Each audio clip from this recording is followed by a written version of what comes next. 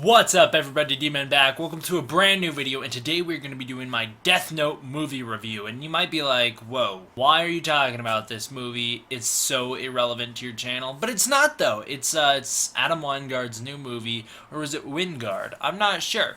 But it's the director of Godzilla vs. Kong's new movie, and it's good. So I want to talk about it.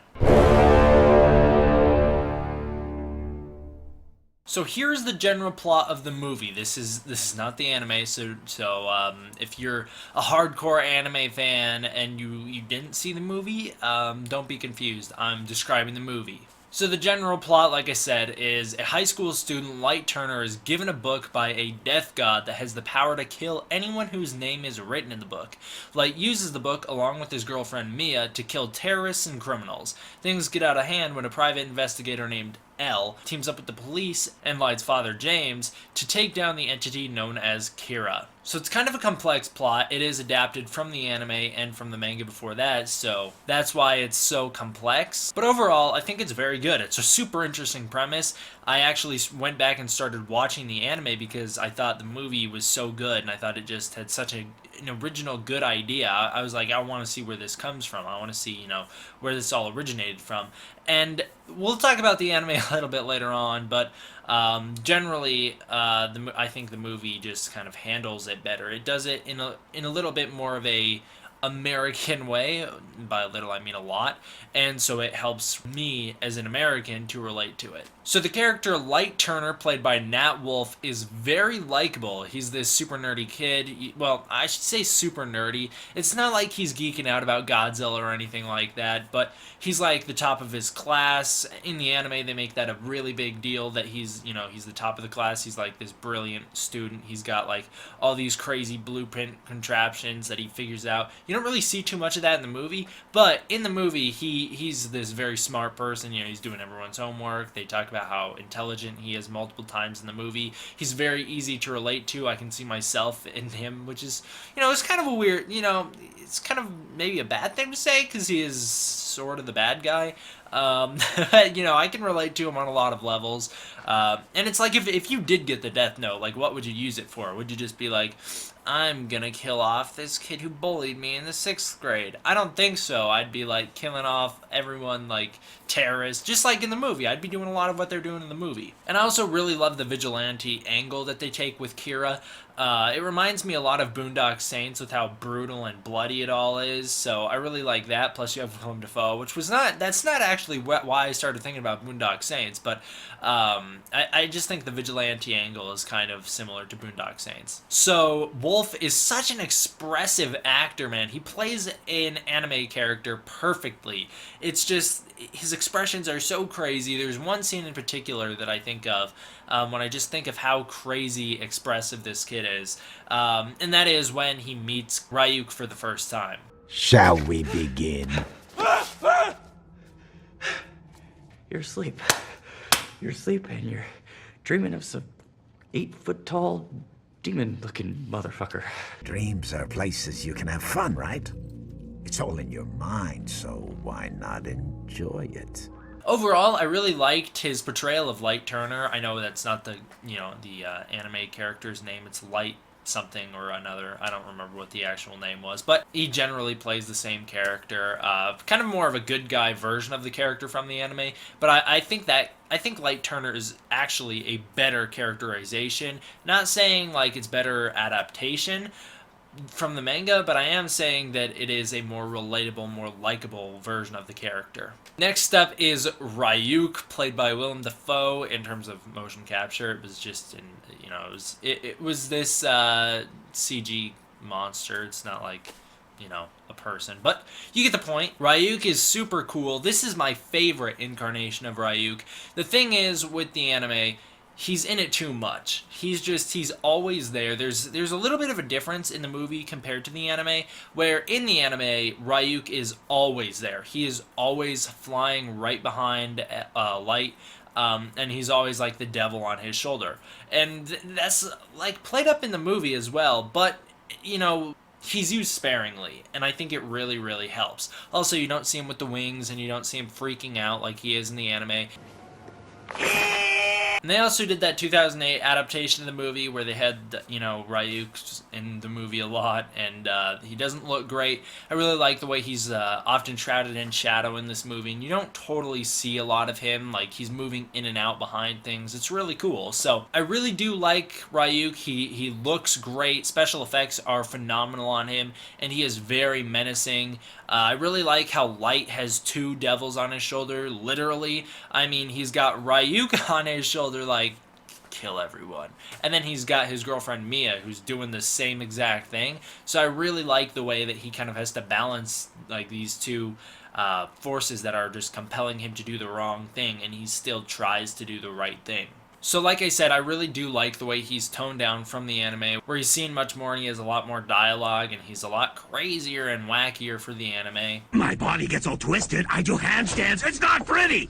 I don't need to see that. I think it's just better this way. I think it really helps make you appreciate the character more. So my next, I always do these character lists in order of favorite to least favorite character. My next favorite character would be James Turner, played by Sean Wiggum. It doesn't take a genius to figure out why I like this character so much. He's a police officer, and obviously I'm, a fan of law enforcement.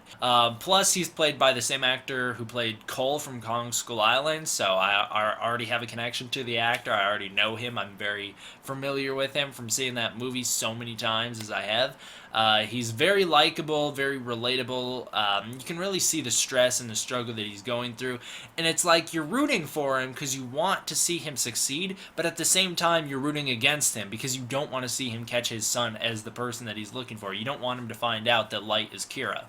I think that's a great dynamic to have with the character. And at least where I am in the anime, I'm about, 33%, if you want to get technical with it, through the first season.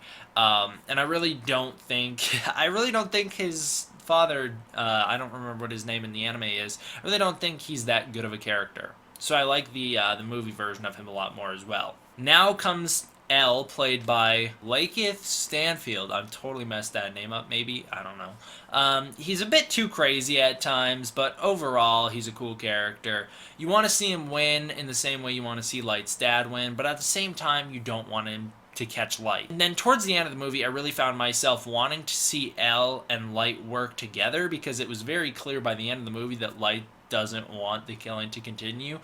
He even flat out says that at one point, but L's still like, no, I don't care, I'm going to expose you. Which I think is a really interesting dynamic, because it's like, at least for me, I'm rooting for the characters to work together against Mia, but I guess you kind of have to have them always opposing each other for the sequels. So now comes my least favorite main character of the movie, that being Mia Sutton, played by Margaret Quayles. She's not a bad actress or anything like that. She's just, the character is kind of annoying. She's the villain of the movie, alongside with Light, sort of. She definitely becomes the main antagonist at the end of the movie, and she's just someone who I wanted to see die the whole movie. I think that's the point. I think you are supposed to root against her, but I just never found myself on her side. And anytime Light was getting back together with her, I just found myself sitting there being like, no, like, it's so obvious he's making the wrong call, and it just kind of annoys me that he always did it. He always fell for her act, and it was very, very annoying. I didn't like the character. She's also new and original just for this movie, so she's not from the anime, at least from what I've heard. But like I said, I don't have a problem with the actress. I just think the character was kind of annoying. So now the special effects, they are really, really good. Probably the best special effects I've ever seen on a Netflix movie or show before.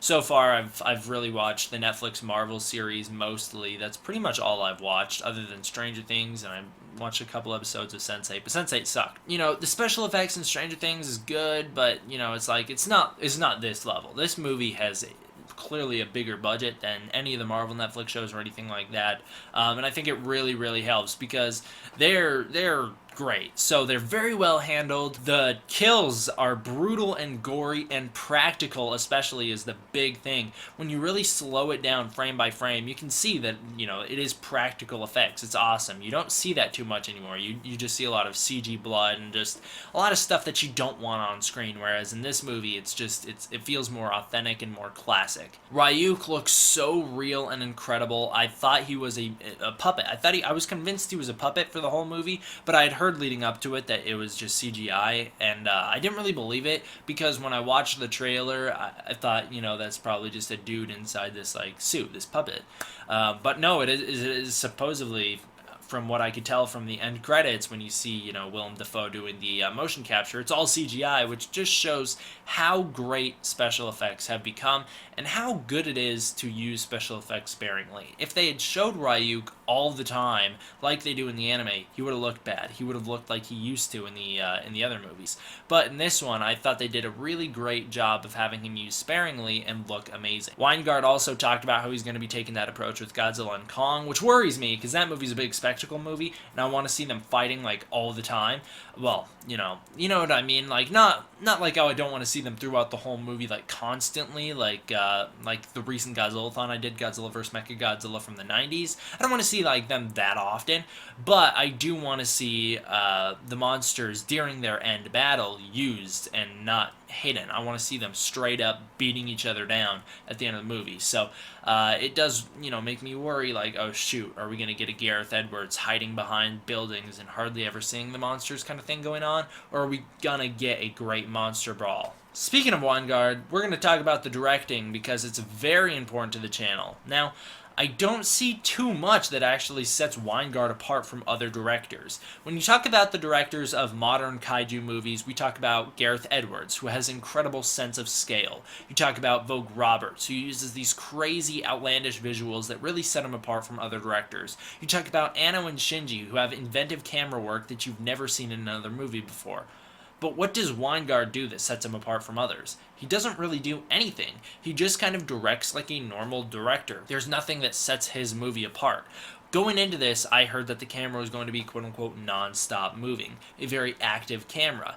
And when I watched the movie, I really didn't get that sense. I thought, yeah, sure, it's always slowly zooming in, or something along those lines, but I never got the sense that the camera was always moving. I never got the sense that any shots were like moving quickly or anything like that. It just felt normal to me. That being said, he uses a great color palette. Everything in the movie looks very visually interesting, but the movie's just shot in kind of a normal, mundane way. I think especially when you compare the camera work in this movie to Vogue Roberts' camera work in Kong Skull Island, you will realize the camera is not all that active. There's nothing really that sets Weingart apart from these other directors. Like I said, especially when compared to Roberts, who always had crazy movement and awesome things going on. However, Weingart does set everything up very nice in advance, adding some great replay value to his movie. The movie is very deep on that level, where you can go back and watch it multiple times and notice new things every time. And like I said, it is very visually beautiful. I love the color palette, and I love some of the neon choices he went with. It looks very amazing, and I've actually been able to watch this movie a handful of times in little over a week, meaning that it does really have some good replay value if I can just sit down and watch this movie multiple times in a row. He also has a great way of mounting tension over the course of the movie. Towards the end of the movie, leading up to the climax at the Ferris wheel, my heart was racing. I was really invested in the story, and I was really worried for these characters. Like when you find out something's going down with Light at the end of the movie, I'm not going to spoil it because this is not the spoiler section of the review, but when you find out something like has happened and Light really needs to get to the Ferris wheel as fast as he can, and things are stopping him, you really feel the tension that's building. It's great. Now talk about pacing. It is way too fast, alright? It made for a very exciting movie, but it still left a lot to be desired. The movie would have benefited from having been a Netflix original series, not a movie. The first episode could be all the setup, you get to know the characters, you only see the first 2 kills, those being the bully, and semi-spoilers, after Light gets revenge on his mom's killer, the first episode could end there. The second episode would take us through Light telling Mia about the Death Note to when L is introduced. The third would give the viewer more time with the characters and let the impact and weight of Kira's actions set in as all the terrorists and murderers across the world are killed and turning themselves in. The third episode would take the viewer from the nightclub with L to the point where Light and L meet in the diner. From there, episode 4 would take the viewer to, spoiler alert, the death of Watari. Episode 5 would pick up after that, and would be the finale of the season. We see all the events play out with the chase, the Ferris wheel, and so on. The season could end with the same massive cliffhanger that the movie ends on. This would set up potential for a future season 2, or in this case, what actually happened, the sequel to movie 2. Weingart has stated that this is only the beginning, and there is still more to come. It was originally pitched as a trilogy after all. Having the show be a mini-series put together in 5 parts would allow for longer setup so the characters are more fleshed out, lets the viewer feel the tension more, and also allows for more iconic moments from the anime to be brought to life on screen. We could learn more about the Shinigami just as we do in the anime, and all about the Death God's past and why they kill people with the Death Note. But that could still all just be saved for the sequel. Maybe they don't want to ruin that right out the gate. Now, let's talk about the anime. Specifically comparing the movie to the anime and talking about why the changes that were made from the anime to the movie are not a bad thing like people are claiming. Now, there are many changes from the anime, slight name changes, the creation of new characters, for instance Mia, the American setting and American actors. Complete sequences were left out and characterizations were entirely changed, for instance Light being the main villain of the anime in a sense. And in the movie, that honor gets to go to Mia. Not to mention, this doesn't cover that much ground from the anime at all. Or at least so I've been told. I'm only, like I said, a handful of episodes in. Now, just to be clear here, I have watched about 1/3 of the anime up to this point, but my thoughts on this whole situation still remain the same. I believe that it is for the best that these changes were made. Don't get me wrong, the fact that Weingart completely changed the source material and left only the broad strokes from the anime in the movie is something that worries me. I believe that when adapting something, or remaking something, if you can see where I'm going with this, requires extreme attention and care to the original source material. With Godzilla vs. Kong, it is my hope that Weingart, despite making it clear that he's not a fan of that movie, will pay it and the title characters some respect. I don't want to see King Kong or Godzilla turned into a joke, under any circumstances. This is a very serious movie that needs to be dealt with care. That being said, I can see why a lot of the changes were made from the source material to this movie. For instance, Death Note started out as a manga. It was adapted into an anime that was identical to the manga. After that, it was turned into a live-action movie series starting in 2008, the newest release being Death Note 3 in 2016, that followed the anime almost exactly. It was pretty close. There is entire sequences ripped straight from the anime, put into those movies. A lot of the story is identical. The characters are pretty similar, and that just made it so Weingart didn't want to tell the same story for the 4th time. He didn't want to have it be exactly the same as the previous 3 that came before it. But he realized there was a new opportunity to tell a similar story from a different country's perspective, adding an extra layer to it all. Not to mention, Weingart stated in an interview that he worried the whole time about changing the source material, but was reassured by the fact that any changes he went to make were approved by the original creators of Death Note. That means for all of you throwing a fit or commenting on my video telling me how wrong I am right now for liking this movie, that it was the creators of your precious series that let this happen, and to some degree caused it. Weingart took a lot of risks setting the story in America, but at the end of the day, it doesn't matter. This is a story that could be told from any perspective, from any country. It doesn't matter if it takes place in Japan, or India, or China, or America. That doesn't matter. It's the story of good and evil with a book of death. That's all that matters. And a lot of people have been saying that Death Note is whitewashing. Let me make this clear. The difference between Netflix's Death Note and whitewashing is that the story takes place in America. It would be more confusing if the story still took place in America but starred all Japanese actors. I don't know about you, but I don't see too many Japanese people at school on a regular basis. When it comes to the casting of white actors, this is an extension of the setting, not whitewashing. Is it blackwashing that the movie stars L as an African actor instead of a Japanese one? No, because first of all, people would think, hey, that's racist. You can't say black. Second of all, it doesn't matter who plays the character. Just as long as it's not some guy called Dr. Serizawa who's a Japanese guy played by a black or white man for some reason, it does make a difference. The same way that having Light played by a white guy doesn't matter. If the character's name in the movie was something like Ichiro Nakajima and he was played by Nat Wolff still, I could see where the issue would be with that. But there is no problem changing the setting and characters, then casting people of different ethnicities to play those characters. That's just them trying to do something different with the story and setting, not trying to intentionally disgrace the source material. Ghost in the Shell and The Great Wall are examples of whitewashing. With Ghost in the Shell, they get a white actress to play an Asian character and use CGI to change her appearance. She was still an Asian character in the movie. With The Great Wall, white actors were cast in roles that didn't need to exist simply to add some Western appeal to the movie. Death Note is nothing like that. The last important reason the changes were made to the source material were because it was made to stand on its own. You don't hear people talking about how great the 2008 movie was in the States, do you? Nope.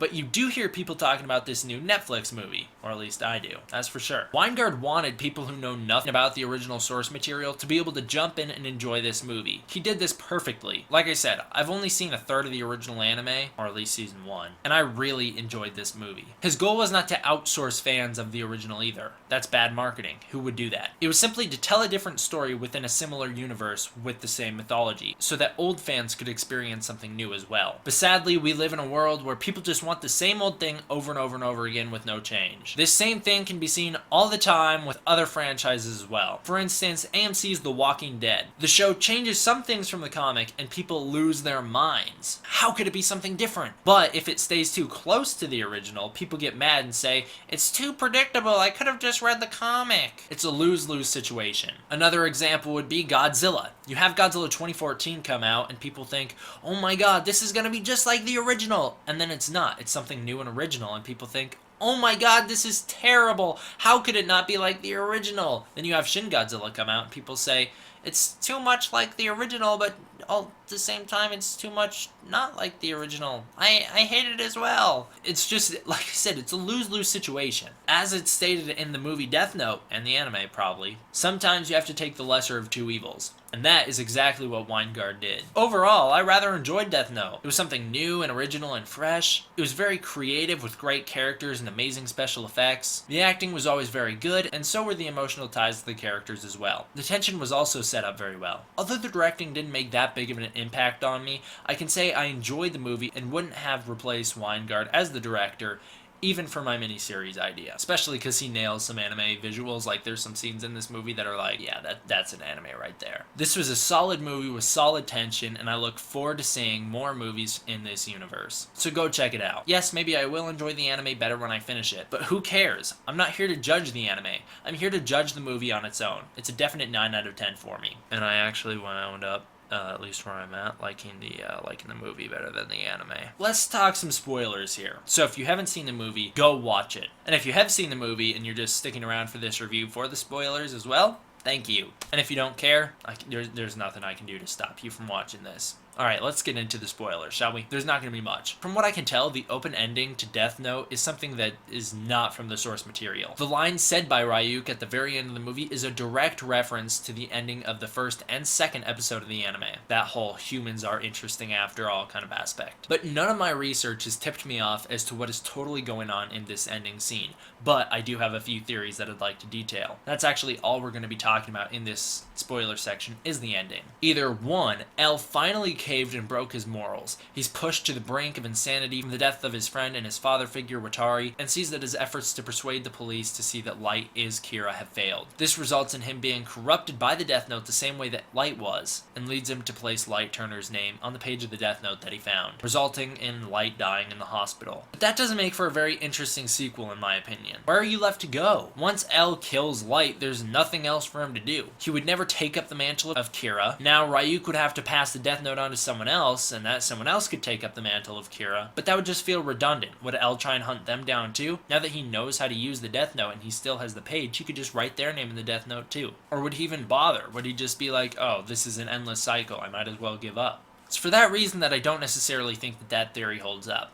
Now, my second theory is maybe all that happened is L decided he needed to sleep, because that's a big theme of the movie, is that sleep leads to good thought. So he slept on it, weighing his options, and that's why Ryuk is laughing at Light, because he knows that things are about to get out of hand when L wakes up. Now, my third theory is L, seeing the futility of his actions with the police, decides to get back at Light the best way that he can, by placing his father's name on the page. If L kills James, then Light will know his pain having Watari die. This would lead to an incredibly interesting dynamic for the sequel, with things being personal now, Light really has a reason to hunt down and try and figure out who L is. This could lead to a totally different scenario from the anime, where Ryuk tries to persuade Light to take the Shinigami's eyes, giving up half of his lifespan, in order to find out who the people tracking him's name are. Maybe this time, Light says, yeah, sure, but he still can't find out L's name, or we could have some variation on that. Or maybe L couldn't bring himself to do it.